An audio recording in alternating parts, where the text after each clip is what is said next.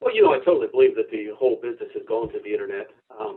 All the statistical data says that 95% of the customers are buying online.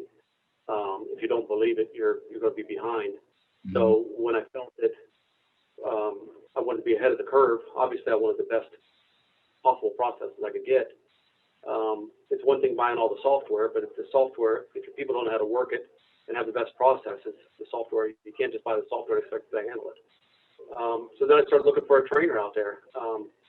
You had a great reputation when you were up with Alan Vines. I watched everything you were doing. As I told you in the past, I chased you. I thought if I could just keep my eye on your taillights, I was doing good. And then every once in a while you lost me, and I had to come hunt you down again. You had some cutting edge ideas, and I thought that would be good for the store. I was right. I brought you into the store, and you've done a great job with training our people and getting us to the level we want to be at.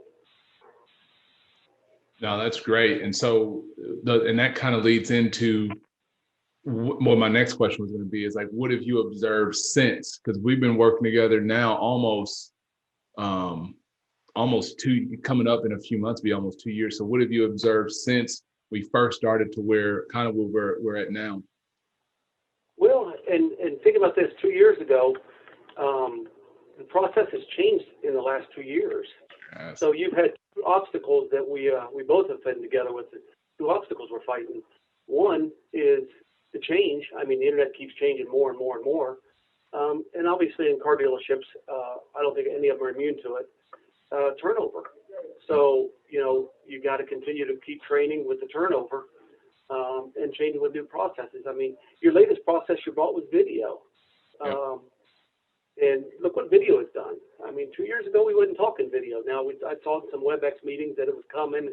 It was a thing of the future, but it wasn't a necessity 2 years ago. I don't think we could go by without it now, do you? No, I don't. And the fact that, which leads into the next thing that I would say, I think what made this really unique, what I like about you, Doug, and your team is that you guys bought into it. Because you could have easily, because it was like, during the pandemic, and it was right after, I was like, hey, I've got an idea. So I think this is something that would be great. And not only did you say, okay, let's do this, let's move on, and let's try to do this video thing, but then your team, you got Champ, you got Rico, you got all these guys, and let's not forget about Caleb, but you've got all these guys that are supporting it, supporting your leadership. So, in doing these interviews, I always tell people that it's not so much kind of like what it is that I do. It's like I just try to start the fire, but it's up to you and your team to keep that fire lit. And I think that's what's happening at your store right now is that you've got a management team that supports you and they see your leadership. So then it makes everything become more of like a partnership because training is dead if it's not being done like what Champ and you guys do daily. I think is what has really been the game changer that's made this thing work out in my opinion. Oh, that's a fact. I mean, as a dealer, no matter what you're working with, the team has to buy in, and they're not going to buy in if it doesn't start at the top. So if the dealer isn't convinced that, in this case here, he isn't convinced that the internet is where the business is going, COVID has actually expedited the fact that, people can go on Amazon and buy a box of soap, Yep. not talk to anybody. The soap arrives at the house. So that has forced us to convert over to software that allows the customer to do the whole purchase experience without talking to us, with us just monitoring their moves as they go. And if they fall out of the purchase process, we try to get them back into it. But the ultimate experience for the customer down the road is going to continue to be they go on, work their own deal, get approved, and click to have the car delivered at their house. And if we don't do it, I mean, the Carvanas of the world out there, they're going to gain more steam. This is the best way to fight back at it. If the dealer don't believe in it, then he's not going to tell his people that's where he wants to go. And the car business, these guys will fight that. They'll go the path of least resistance, and it's not easy changing over. I mean, when I got into business, if a customer called and asked a price on a vehicle and you got them one, you got fired. If the guy asked you what his trade was worth, what was the sarcastic answer? What do you think my sister in Illinois looks like? He said, well, I don't know what your sister looks like. Well, I don't know what your trade looks like either. Bring it in. And then it's over. So, if you do not tell them that we're going to sell cars on the internet and hope the software that you purchase will allow your customer to shop and decide whether they want gap insurance, whether they want extended warranty, we have found that when it's presented to them on their choices, they buy it more. versus when we're pitching it to them in the finance office. So it's you got to give into it, quit fighting it, and I think you've done a great job. You're obviously staying out in the market. You're learning all the newest cutting edge ideas, and you bring them to us. I mean, hey, this year with COVID, we haven't been able to go to any dealer meetings. We haven't been able to go to NAVA's been canceled, digital dealers canceled. I mean, where are we going to go outside of the store other than taking 50 phone calls from salesmen trying to sell us stuff that we don't like to listen to? Who's going to bring that into our stores and say, hey, I've studied this, I've researched this, and I think it's going to be good. And that's what you've done. I mean, I saw the code video out there before you brought it up. I did take a sales pitch on it, but it was pretty lame, and I didn't really see how it was going to work. I didn't picture my people doing the videos.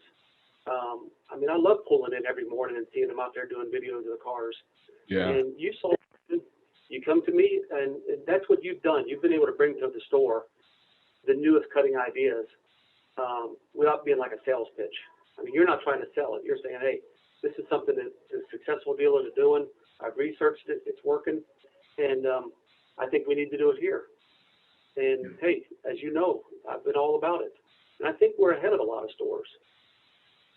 But that daily, as you know. I mean, hey, we could be in the lead today and be in the last place tomorrow if we don't stay on top of it. Yep.